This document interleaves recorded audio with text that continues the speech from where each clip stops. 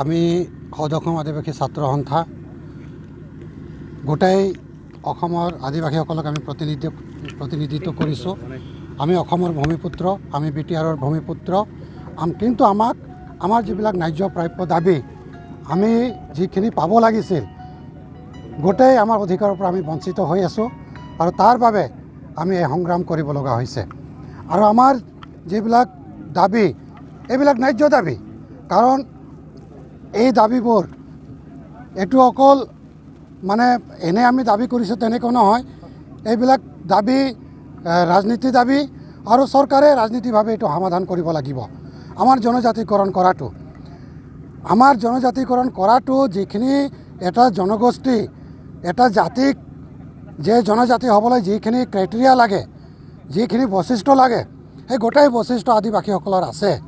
কিন্তু অসমৰ আদিবাসীসকলক ৰাজনীতিভাৱে তেখেতসকলক দমন কৰা হৈছে, তেখেতসকলক ৰাজনীতিক ষড়যন্ত্ৰভাৱে তেখেতসকলক শোষণ কৰা হৈছে। আৰু তাৰ বাবে আমি চৰকাৰক দাবী জনাব খুজিছোঁ, বিজেপি চৰকাৰক আপোনালোকৰ জৰিয়তে পোনপটীয়া সুধিব খুজিছোঁ যে বিজেপি চৰকাৰে আমাক জনজাতিকৰণ কৰিবনে নাই। কাৰণ বিজেপি চৰকাৰক আমি চালোঁ, দুটা টাৰ্মছ এতিয়া তেখেতসকলৰ চলি আছে। ইয়াৰ আগতে জুৱেল ওৰাং আছিল কেন্দ্ৰীয় ট্ৰাইবেল মিনিষ্টাৰ আৰু এতিয়া আছে অৰ্জুন মুণ্ডা। তেখেতসকলে ওৰাং জাতিক প্ৰতিনিধিত্ব কৰিছিল, মুণ্ডা জাতিক প্ৰতিনিধিত্ব কৰিছে এতিয়া অৰ্জুন মুণ্ডাই। আৰু তেখেতসকলৰ একে বংশৰ মানুহ আমি ওৰাং মুণ্ডা চান্তালসকল। তেখেতসকলে ট্ৰাইবেল মিনিষ্টাৰ হ'ব পাৰিছে আৰু একে গোষ্ঠীৰ মানুহ আমাক অসমত জনজাতিকৰণ কৰা নাই, আমাক ট্ৰাইবেল বুলি ঘোষণা কৰা নাই। আৰু বিজেপি চৰকাৰে কৈছিল যে তেখেতসকলে চৰকাৰ গঠন কৰাৰ লগে লগে তেখেতসকলে আমাক জনজাতিকৰণ কৰিব। কিন্তু আপোনালোকৰ জৰিয়তে একদম চিধা প্ৰশ্ন হিমন্ত বিশ্ব শৰ্মা ডাঙৰীয়াক যে চিফ মিনিষ্টাৰ ডাঙৰীয়া, আপুনি অসমৰ আদিবাসীসকলক জনজাতিকৰণ কৰিবনে নাই? যদি কৰে 2024 ইলেকশ্যনৰ আগে এতিয়া যিটো উইণ্টাৰ ছেশ্যন হ'ব, পাৰ্লিমেণ্ট বহিব, আদিবাসীসকলৰ জনজাতিকৰণ কৰা বিলটো পাছ কৰিব লাগে। আৰু যদি নকৰে অসমৰ বিজেপি চৰকাৰে, সন্মানীয় ডক্টৰ হিমন্ত বিশ্ব শৰ্মা ডাঙৰীয়াই খোলাখুলিকৈ ক'ব লাগে যে বিজেপি চৰকাৰে আদিবাসীসকলক জনজাতিকৰণ নকৰিব বুলি।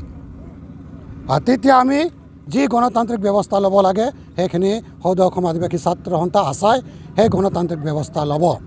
প্ৰত্যেকবাৰ নিৰ্বাচনৰ সময়ত আদিবাসীসকলক জনজাতিকৰণ কৰাৰ কাৰণে আশ্বাস দিয়ে, কিন্তু কাম নকৰে। এই ক্ষেত্ৰত মানে কি কাৰণে জনজাতিকৰণ কৰাটো যিহেতু আমাৰ সকলোতকৈ ডাঙৰ সমস্যা, আৰু এই সমস্যা লৈ যিমান ৰাজনীতি দল আছে, কংগ্ৰেছৰ সময়ত তেখেতসকলে আমাক ষড়যন্ত্ৰ কৰি আমাক বঞ্চিত কৰিলে, আৰু বিজেপি এইটো ললিপপ হিচাপে ব্যৱহাৰ কৰি আছে। তেখেতসকলে প্ৰতিশ্ৰুতি দিব জনজাতিকৰণ কৰি দিম বুলি, আৰু ইলেকশ্যন পাৰ হ'ব, তাৰপাছত আমাক সেই জনজাতিকৰণৰ পৰা বঞ্চিত কৰি ৰাখিব। তাৰ বাবে পোনপটীয়া সুধিছোঁ যে তেখেত ৰাজনীতিক দলসকলে, বিশেষকৈ বিজেপি, অকল আমাক ভোট লোৱাৰ বাবে, তেখেতসকলে জানে আদিবাসীৰ সকলোতকৈ ডাঙৰ সমস্যাটো হৈছে জনজাতিকৰণ কৰা, এছটিকৰণ কৰা। আৰু গতিকে অকল ভোট লোৱাৰ বাবে এইটো মানে আমাৰ মাজত তেখেতসকলে ললিপপ নিচিনা দেখাই থাকে আৰু আমাৰ ভোটবোৰ লৈ থাকে। কিন্তু এতিয়া আমি সচেতন হৈছোঁ, সৌদ অসম আদিবাসী ছাত্ৰ সন্থা দায়িত্ব সহকাৰে কৈছোঁ যে যদি 2024 ইলেকশ্যনৰ আগে নহয়, তেতিয়াহ'লে 2026 চনত অসমত আমি এটা নতুন চৰকাৰ দেখিবলৈ পাম। লগে ল'ব খুজিছোঁ, ফেৰেংগা ডাঙৰীয়াক আহ্বান জনাব খুজিছোঁ যে তেখেতসকলক এই যে আদিবাসী গাঁওবোৰত বিটিআৰ অঞ্চলত, চিৰাং জিলা, কোকৰাঝাৰ জিলা, বাক্সা জিলা, ওদালগুৰি জিলাত তেখেতসকলে যি নটিছবিলাক দি আছে, মানে আমাক এনক্ৰ'চাৰ হিচাপে বা আমাক ফৰেষ্ট জংঘলত বা বন অঞ্চলত সোমাইছে বুলি, সেইবিলাক তেখেতসকলে বন্ধ কৰিব লাগে। যদি আদিবাসীসকল হৈছে প্ৰকৃতিৰ সন্তান, ভূমিপুত্ৰ, তেখেতসকলে প্ৰকৃতিক পূজা কৰে। আমি কোনো জংঘল ধ্বংস নকৰোঁ, কিন্তু আমাৰ মাটিৰ অধিকাৰ আমাক লাগে। আৰু এই মাটিৰ অধিকাৰ ল'বৰ বাবে চৰকাৰে যদি বিচাৰে, বিটিআৰ চৰকাৰে, ফেৰেংগা যদি বিচাৰে, যদি প্ৰমোদ বড়ো ডাঙৰীয়া যদি বিচাৰে, আমি সহযোগ কৰিম।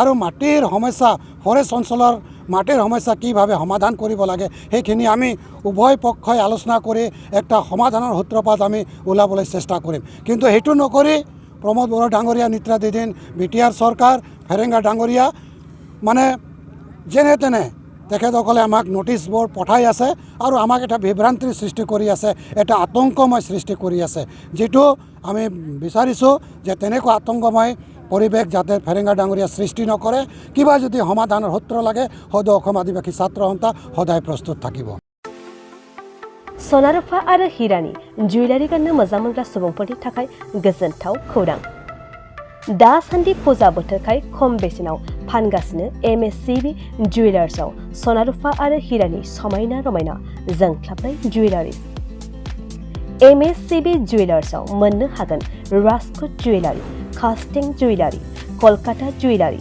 मेसिनजों बानायनाय जुवेलारि आरो आखाइजों बानायनाय जुवेलारि लोगोसेनो हाबा हुखायाव गाननो थाखाय सना आरो हिरानि समायना जुवेलारिसफोरखौबो मोननो हागोन MSCB जुवेलार्सआनो दं क'क्राझार सहरजों नांजाबनाय क'क्राझार रेल गेटनि साखाथि वार्ड नं 5 बिवेकानन्द पथआव MSCB जुवेलार्सजों थोंजोङै जगाजग खालामनोबो हागोन 9954273079 जानबुं अनजिमायाव